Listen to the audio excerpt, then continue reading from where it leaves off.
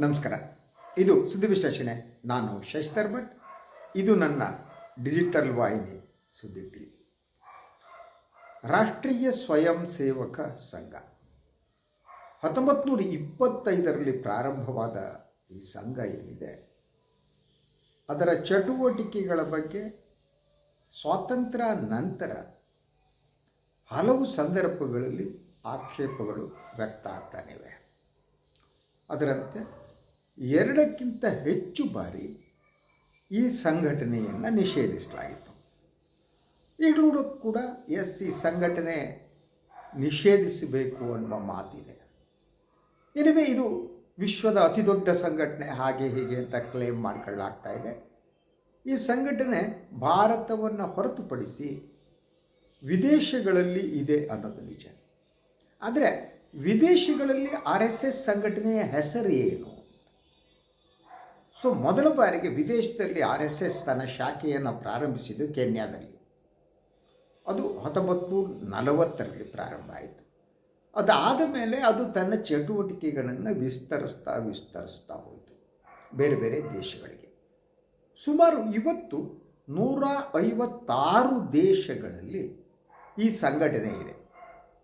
ಭಾರತದ ಹೊರಗಡೆ ಈ ಸಂಘಟನೆಯ ಹೆಸರು ರಾಷ್ಟ್ರೀಯ ಸ್ವಯಂ ಸೇವಕ ಸಂಘ ಅಲ್ಲ, ಹಿಂದೂ ಸ್ವಯಂ ಸೇವಕ ಸಂಘ ಅಂತ.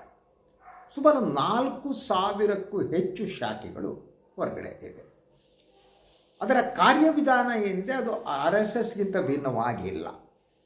RSS ದೇಶದ ಒಳಗಡೆ ಏನು ಮಾಡ್ತಾ ಇದೆಯೋ, ಹಿಂದೂ ಸ್ವಯಂ ಸೇವಕ ಸಂಘ ವಿದೇಶಗಳಲ್ಲಿ ಇದೇ ಕೆಲಸವನ್ನು ಮಾಡ್ತಾ ಇದೆ. ವಿದೇಶಗಳಲ್ಲಿ ಈ ಸಂಘಟನೆಯ ಬಗ್ಗೆ ಕೂಡ ಹಲವಾರು ಸಂದರ್ಭಗಳಲ್ಲಿ ಪ್ರಶ್ನೆಗಳಿದ್ದಿವೆ.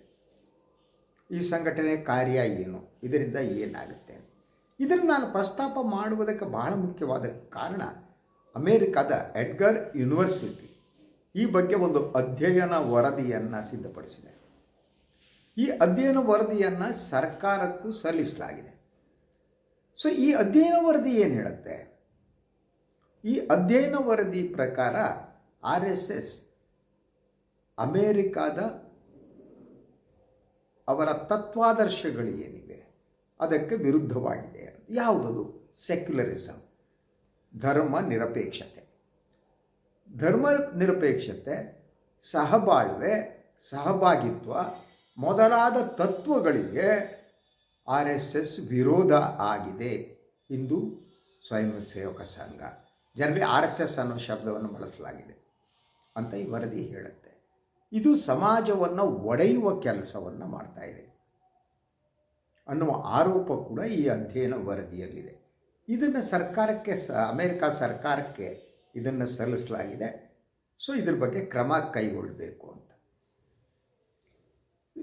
ವಿದೇಶಿ ಸಂಸ್ಥೆಯೊಂದು ಇಂತಹ ವರದಿಯನ್ನು ನೀಡೋದಕ್ಕೆ ಕಾರಣ ಏನು ಅಂದರೆ, ಈ RSS ತತ್ವಾದರ್ಶಗಳು, ಒಂದು ಸಂಘಟನೆ ಅನ್ನೋದು ಬೇರೆ, ಅದರ ತತ್ವಾದರ್ಶಗಳು ಅಮೇರಿಕಾದಾದ್ಯಂತ ಸ್ಪ್ರೆಡ್ ಆಗ್ತಾ ಇರುವುದು ಅಂತ ನಮಗೆಲ್ಲ ಗೊತ್ತಿದೆ. ಅತಿ ಹೆಚ್ಚಿನ ಸಂಖ್ಯೆಯಲ್ಲಿ ಭಾರತೀಯರು ವಿದೇಶಗಳಲ್ಲಿದ್ದಾರೆ. ಅಮೇರಿಕದಲ್ಲಿದ್ದಾರೆ, ಇಂಗ್ಲೆಂಡ್ನಲ್ಲಿದ್ದಾರೆ, ಯುರೋಪ್ನಲ್ಲಿದ್ದಾರೆ, ಆಸ್ಟ್ರೇಲಿಯಾದಲ್ಲಿದ್ದಾರೆ, ಎಲ್ಲ ಕಡೆ ಇದ್ದಾರೆ ಭಾರತೀಯರು.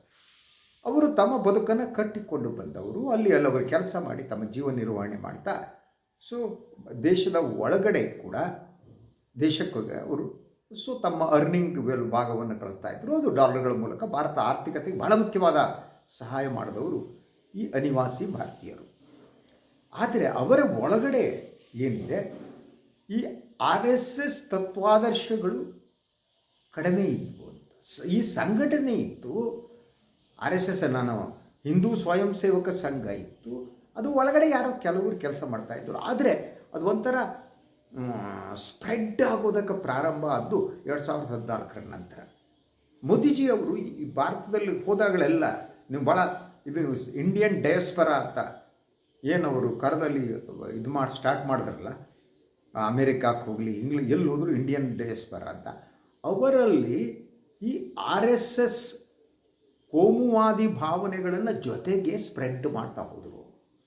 ಯಾಕೆಂದರೆ ಮೋದಿ ಒಂದು ಆದರ್ಶವಾಗಿ ಕಾಣುವುದರ ಜೊತೆಗೆ, ಕಾಣಿಸುವಂತೆ ಅವ್ರನ್ನ ಪೋರ್ಟ್ರೇಟ್ ಮಾಡುವುದರ ಜೊತೆಗೆ RSSನ ಕೋಮುವಾದಿ ಮುಸ್ಲಿಂ ವಿರೋಧವನ್ನು ಆ ಅನಿವಾಸಿ ಭಾರತೀಯರಲ್ಲೂ ತುಂಬುತ್ತಾ ಹೋಗಲಾಯಿತು. ಅನಿವಾಸಿ ಭಾರತೀಯರು ಗೊತ್ತಿಲ್ಲದ ಹಾಗೆ ದೇಶಭಕ್ತಿ ಅನ್ನೋದೇನಿದೆ, ವಿರೂಪಗೊಳಿಸಿದ ದೇಶಭಕ್ತಿಗೆ ಅವರು ಆಕರ್ಷಿತರಾಗಿ ಅದರಲ್ಲಿ ಸಿಕ್ಕಾಕೊಂಡ್ರು.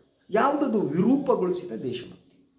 ಈ ವಿರೂಪಗೊಳಿಸಿದ ದೇಶಭಕ್ತಿ ಏನು ಅಂತಂದರೆ, ಮುಸ್ಲಿಮರನ್ನು ವಿರೋಧಿಸುವುದೇ ದೇಶಭಕ್ತಿ ಅನ್ನುವ ರೀತಿಯಲ್ಲಿ. ಸೊ ಅದು RSS ತತ್ವಾದರ್ಶ ಅಂತ. RSS ಏನೇನು ಮಾಡ್ತಾ ಬಂತು, ತತ್ವಾದರ್ಶಗಳಿದೆ, ಅದು ದಟ್ ವಾಸ್ ದ ಥಿಂಗ್. ಅದು ಈ ಅನಿವಾಸಿ ಭಾರತೀಯರಿಗೆ ಅದೊಂಥರ ಆಮ್ಲಜನಕ ಕೊಟ್ಟಾಗೆ ಆಗ್ಬಿಟ್ಟು ಅವರೆಲ್ಲ RSS ಮನಸ್ಥಿತಿಯನ್ನು ತುಂಬಿಕೊಂಡ್ರು. ಇದು ಎಡ್ಗರ್ ಯೂನಿವರ್ಸಿಟಿ ಅಧ್ಯಯನದಲ್ಲಿ ಇದೆಲ್ಲ ಕಂಡು ಬಂದಿದ್ದು ಅವರಿಗೆ ಅಪಾಯಕಾರಿ ಅಂತ ಅನಿಸಿದ್ದು ಅಂತ. ಹೇಗೆ ದೇಶ ಬದಲಾಗ್ತಾ ಹೋಯಿತು ಈ ಅಂದರೆ ನಾನು ಭಾರತೀಯರ ಮನಸ್ಥಿತಿ ಅಂತ ಹೇಳ್ತೀನಿ. ಭಾರತೀಯರಿಗೆ ಒಂದು ದೇಶಕ್ಕೊಂದು ಮನಸ್ಥಿತಿ ಇರುತ್ತೆ, ಸ್ಟೇಟ್ ಆಫ್ ಮೈಂಡ್ ಅಂತ. ಒಂದು ದೇಶವನ್ನು ನೀವು ಒಟ್ಟಾರೆ ನೋಡುವಾಗ ಆ ದೇಶ ಏನನ್ನು ರಿಪ್ರೆಸೆಂಟ್ ಮಾಡುತ್ತೆ ಅಂತ. ಸೊ ಮೋದಿ ಆ್ಯಂಡ್ ಕಂಪನಿ ಅಧಿಕಾರಕ್ಕೆ ಬರುವುದಕ್ಕಿಂತ ಮೊದಲು ಈ ದೇಶ ಜಾತ್ಯತೀತತೆಯನ್ನು ರಿಪ್ರೆಸೆಂಟ್ ಮಾಡ್ತಾ ಇತ್ತು. ಭಾರತೀಯರು ಅಂದರೆ ಜಾತ್ಯತೀತರು ಅಂತ ವಿಶ್ವ ನಂಬಿಕೊಂಡಿತ್ತು. ಕೋಮುವಾದವನ್ನು ಯಾವತ್ತೂ ಕೂಡ ಭಾರತೀಯರ ವಿಚಾರದಲ್ಲಿ ಕೋಮುವಾದಿ ಅಲ್ಲ ಅನ್ನುವ ನಂಬಿಕೆ ವಿಶ್ವಕ್ಕೆ ಇತ್ತು ಅಂತ. ಅದು ಬದಲಾಗತೊಡಗಿದ್ದು. ಅದರ ಜೊತೆಗೆ ಭಾರತೀಯರನ್ನು ಗಾಂಧಿ ಮೂಲಕ ಜನ ನಂಬ್ತಾ ಇದ್ರು. ಸಿ ದಟ್ ಅಹಿಂಸೆ, ಸತ್ಯ ಮತ್ತು ಅಹಿಂಸೆ ಗಾಂಧೀಜಿ ಕೊಟ್ಟಿದ್ದಿದೆಯಲ್ಲ, ಭಾರತೀಯರನ್ನ ಹಾಗೆ ನೋಡ್ತಾ ಇದ್ರು. ನಮ್ಮ ವಿದೇಶಾಂಗ ನೀತಿಯಲ್ಲೂ ಕೂಡ ನಮ್ಮದು ಒಂದು ಅಲಿಪ್ತ ನೀತಿ ಅನ್ನುವುದು ಭಾರತೀಯರದ್ದಾಗಿತ್ತು. ಆ ಕಡೆ ಅಮೇರಿಕಾದ ಕಡೆಯಾಗೋ ಇಲ್ಲ, ರಷ್ಯಾದ ಕಡೆ ಇಲ್ಲ, ಅಲಿಪ್ತ ನೀತಿ ಅನ್ನು ಹುಟ್ಟುಹಾಕಿದ್ದು. ಅಂಥ ಒಂದು ಭಾರತದ ವಿದೇಶಾಂಗ ನೀತಿಯಲ್ಲೂ ಕೂಡ ಭಾರತದ ಬಗ್ಗೆ ಅಪಾರವಾದ ಗೌರವ ಇತ್ತು. ಭಾರತ ಸ್ವಾತಂತ್ರ್ಯ ಬಂದಾಗ ಬಡದೇಶ ಆಗಿತ್ತು ನಿಜ. ಆ ಬಡದೇಶ ಶ್ರೀಮಂತ ದೇಶವಾಗಿ ಪರಿವರ್ತನೆಯಾದ ಕಾಲ ಇದೆಯಲ್ಲ, ಆ ಪಯಣ ಇದೆಯಲ್ಲ, ಅದು ಡಿಫ್ರೆಂಟ್ ಥಿಂಗ್. ಆದರೆ ಭಾರತಕ್ಕಿರುವ ಗೌರವ ಇತ್ತಲ್ಲ, ಆ ಗೌರವ ಸ್ವಾತಂತ್ರ್ಯ ಬಂದ ಕಾಲದಿಂದ ಇತ್ತು, ಬಿಕಾಸ್ ಆಫ್ ಇಂಡಿಯನ್ ಈಥೋಸ್ ಅಂತ. ಭಾರತೀಯರ ದಟ್ ಇದೇ ಬೇರೆ ಇತ್ತು. ಆದರೆ ಈಗ ಈ ಭಾರತೀಯರ ಬಗ್ಗೆ ಇನ್ನೊಂದು ರೀತಿ ನೋಡುವ ಮನಸ್ಥಿತಿ ರೂಪುಗೊಂಡದ್ದು.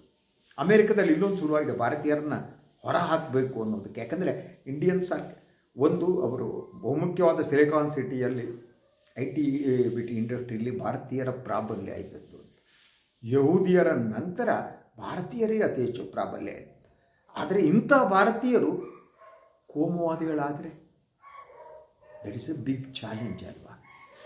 ಸೊ ಆ ಕಾರಣಕ್ಕಾಗಿ ಅಲ್ಲಿ ಅಧ್ಯಯನ ನಡೆದದ್ದು ಮತ್ತು ಇದೊಂದು ಅಪಾಯಕಾರಿಯಾದ ಬೆಳವಣಿಗೆ ಅಂತ ಅಮೇರಿಕದ ಭಾಳಷ್ಟು ವೈಚಾರಿಕರು ನಂಬಿದ್ದು ಅಂತ. ಸೊ ಅಮೇರಿಕಾದಲ್ಲಿರುವ ಅತಿ ದೊಡ್ಡ ಹಿಂದೂಸ್ ಪಾಪ್ಯುಲೇಷನ್ ಏನಿದೆ, ನಿವಾಸಿ ಭಾರತೀಯರದ್ದು, ಅವರು ಕೋಮುವಾದಿಗಳಾಗುವ ಮೂಲಕ ಅಮೇರಿಕದ ಮೂಲ ತತ್ವಾದರ್ಶಗಳನ್ನೇ ನಾಶಪಡಿಸ್ತಿದ್ದಾರೆ ಅನ್ನುವಂಥದ್ದು. ಇದು ಈ ವರದಿಯನ್ನು ಕೊಟ್ಟ ಮೇಲೆ ಬೆಳವಣಿಗೆಗಳು ಏನಾಗಿವೆ. ಅಮೇರಿಕದಲ್ಲಿ ಒಂದಿದೆ, ನೀವು ಈ ಲಾಬಿ ಮಾಡುವುದಕ್ಕೆ ಇರುತ್ತೆ.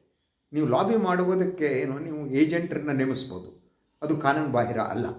ಸೊ ನೀವು ಇವನ್ನು ಸಂಸತ್ನಲ್ಲಿ ಅಮೇರಿಕ ಸಂಸದನ್ನೇ ಮಾಡ್ತಾರೆ. ಭಾರತದ ಲಾಬಿ ಮಾಡುವವರಿದ್ದಾರೆ, ಪಾಕಿಸ್ತಾನದ ಲಾಬಿ ಮಾಡುವವರಿದ್ದಾರೆ. They you will have to pay money ಅಂತ. ಸೊ ನಿಮ್ಮ ಪರವಾಗಿ ಅವ್ರು ಲಾಬಿ ಮಾಡ್ತಾ ಹೋಗ್ತಾರೆ. ಹಾಗೆ RSS ತನ್ನ ಪರವಾಗಿ ಲಾಬಿ ಮಾಡುವುದಕ್ಕೆ ಒಂದು ಏಜೆನ್ಸಿಯನ್ನು ಗೊತ್ತು ಮಾಡಿದೆ ಅಂತ ಹೇಳಲಾಗ್ತಾ ಇದೆ ವರದಿಗಳಿವೆ. ಆ ವರದಿಯ ಪ್ರಕಾರ ದಟ್ ಸುಮಾರು 3 ಕೋಟಿ ರೂಪಾಯಿಯಷ್ಟು ಡಾಲರ್ಗಳಲ್ಲಿ, ಎಷ್ಟೋ ಲಕ್ಷ ಡಾಲರ್ ಅದು. ಸೊ ಅಷ್ಟು ಹಣವನ್ನು ಈ ಏಜೆನ್ಸಿಗೆ ಕೊಡಲಾಗಿದೆ ತನ್ನ ಪರವಾಗಿ ಲಾಬಿ ಮಾಡಿ ಅಂತ. RSS ಆಶ್ಚರ್ಯ ಏನು ಅಂತಂದರೆ, RSSಗಂತೂ ಅಕೌಂಟ್ ಇಲ್ಲ, ಬ್ಯಾಂಕ್ ಅಕೌಂಟ್ ಇಂಡಿಯಾದ ಒಳಗಡೆ. ಸೊ ಹೊರಗಡೆ ಇದೆ ಅಂತ ನೋಡಿ. ಇಂಡಿಯಾದ ಒಳಗಡೆ ಬ್ಯಾಂಕ್ ಅಕೌಂಟ್ ಇಲ್ಲ, ಏನೂ ಇಲ್ಲ, ರಿಜಿಸ್ಟರ್ಡ್ ಇದೆ ಅಲ್ಲ RSS. ಆದರೆ ಈ ಹಿಂದೂ ಸ್ವಯಂ ಸೇವಕ ಸಂಘ ಇಟ್ ಇಸ್ ರಿಜಿಸ್ಟರ್ಡ್ ಅಂತ. ಅಮೇರಿಕದಲ್ಲಿ ಮೋಸ್ಟ್ಲಿ 1986ರಲ್ಲಿ ಸಬ್ಜೆಕ್ಟ್ ಟು ಕರೆಕ್ಷನ್ ಇದು ರಿಜಿಸ್ಟರ್ಡ್ ಆಗಿಬಿಟ್ಟು ದಟ್ ಹಣವನ್ನು ತೆಗೆದುಕೊಳ್ಳೋ, ಡೊನೇಷನ್ ತೆಗೆದುಕೊಳ್ಳೋ ವ್ಯವಸ್ಥೆ ಇದೆ. ಹಾಗೆಯೇ 156 ದೇಶಗಳಲ್ಲಿ ಇದಕ್ಕಿದೆ. ಅಂದರೆ ಅಲ್ಲಿ ಹಣ ತಗೋತಾರೋ, ಅಲ್ಲಿ ಹಿಂದೂ ಸ್ವಯಂ ಸೇವಕ ಸಂಘ ವಿಲ್ ಟೇಕ್ ಮನಿ. ಇಂಡಿಯಾದ ಒಳಗಡೆ ಬೇರೆ ಹೆಸರಿನಲ್ಲಿ ತಗೋತಾರೆ. ಇದು ಏನು ಹಣ? ಹಾಗಿದ್ದರೆ ಈ 3 ಕೋಟಿ ರೂಪಾಯಿ ಕೊಡುವಷ್ಟು ಶಕ್ತಿ ಆರ್ ಎಸ್ ಎಸ್ ಇದೆ ಅಂತ ಕೊಟ್ಟಿದೆ ಅನ್ನೋದು ಒಂದು ಲಾಬಿ ಮಾಡುವುದಕ್ಕೆ. ಆದರೆ ಈ ಬೆಳವಣಿಗೆ ಇದೆಯಲ್ಲ, ಇದು ಆಘಾತಕಾರಿಯಾದ್ದು. ಭಾರತೀಯರು ಕೋಮುವಾದಿಗಳು ಅನ್ನೋದಿದೆಯಲ್ಲ, ಜಾತಿವಾದಿಗಳು, ಕೋಮುವಾದಿಗಳು, ಅವರಿಗೆ ಭಾರತೀಯರು ಯಾವತ್ತಿದ್ರೂ ಕೂಡ ಒಂದು ಸ್ವಾಗತ ಅನ್ನೋದಿತ್ತು. ನೀವು ಗಲ್ಫ್ ಕಂಟ್ರಿಯಲ್ಲಿ ನೋಡಿ, ಈಗ ಗಲ್ಫ್ ಕಂಟ್ರಿಯಲ್ಲಿ ಪಾಕಿಸ್ತಾನಕ್ಕೆ ಈ ಪಾಕಿಸ್ತಾನಿಯರು ಈಸಿಯಾಗಿ ವೀಸಾ ಸಿಗ್ತಿರ್ಲಿಲ್ಲ. ಭಾರತೀಯರು ಅಂತಂದರೆ ಅತಿ ಪ್ರೀತಿಯಿಂದ ಭಾರತೀಯನ ಕರಿತಾ ಇದ್ದರು 2014 ಮೊದಲು. ಈಗ ಯಾವ ಹಂತಕ್ಕೆ ಬಂದಿದೆ ಅಂತ ಅಂದರೆ, ಈಗ ಲೇಟೆಸ್ಟ್ ನೋಡಿ, ಅದು ಯಾವುದೋ ಒಂದು ಹೊಸ ಸಿನಿಮಾ ದುರಂಧರ ಅಂತ ಸಿನಿಮಾದ ಹೆಸರು.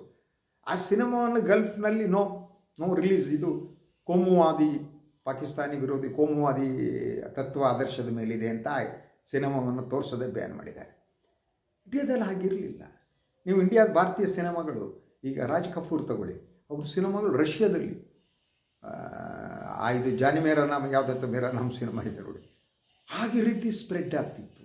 ಯಾಕೆಂದರೆ ಭಾರತೀಯ ಸಿನಿಮಾದಲ್ಲಿ ಕೋಮುವಾದ ಇರಲೇ ಇಲ್ಲ, ಮನುಷ್ಯ ಪ್ರೀತಿ ಇತ್ಯಾದಿಗಳ ಮೇಲೆ ಇರ್ತಾಯಿದ್ವು. ಈಗ ಈ BJP ಬಂದ ಮೇಲೆ ನೀವು ಕಾಶ್ಮೀರಿ ಫೈಲ್, ಕೇರಳ ಫೈಲ್, ಇಂಥ ಈ ದುರಂಧರ, ಪುರಂದರ, ಕೇರಂದರ ಇಂಥ ಸಿನಿಮಾಗಳು BJP ಎಜೆಂಡಾ ಮತ್ತು ಕೋಮುವಾದವನ್ನು ಸ್ಪ್ರೆಡ್ ಮಾಡುವಂಥ ಸಿನಿಮಾಗಳು ಬರೋಕ್ಕೆ ಶುರುವಾದವು ಅತಿ ಹೆಚ್ಚು. ಅದು ಈಸಿ ಅಂತ BJP ಯಾರಿಗೆ ಇಷ್ಟ ಆಗುತ್ತೋ ಅವ್ರು ಫೈನಾನ್ಸ್ ಮಾಡ್ತಾರೆ, ಶೂಟ್ ಮಾಡೋದು, ಕೋಮುವಾದವನ್ನು ಬಿತ್ತೋದು.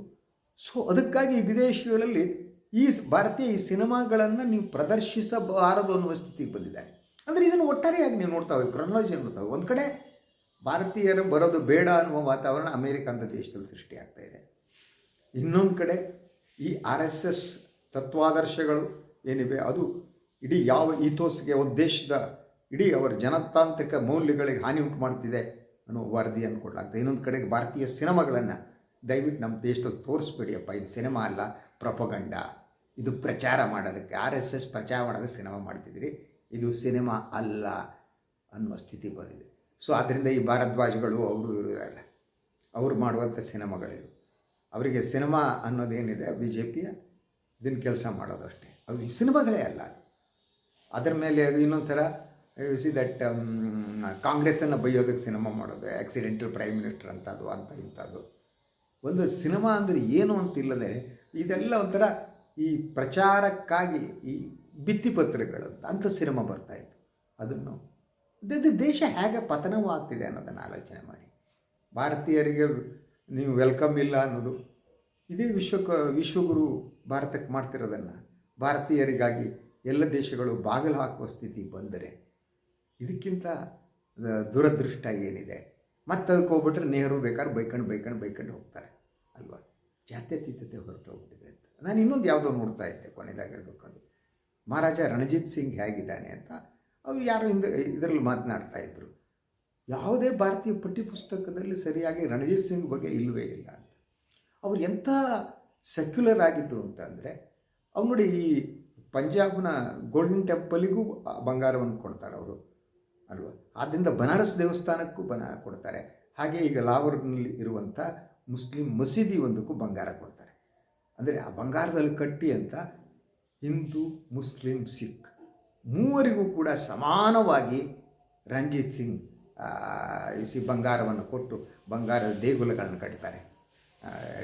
ಗೋಲ್ಡನ್ ಟೆಂಪಲ್ ಇರಲಿ, ಬನಾರಸ್ ದೇವಸ್ಥಾನ ಇರಲಿ, ಪಾಕಿಸ್ತಾನದ ಮಸೀದಿ ಇರಲಿ, ಅಂಥವ್ರು ಬೇಕಾ?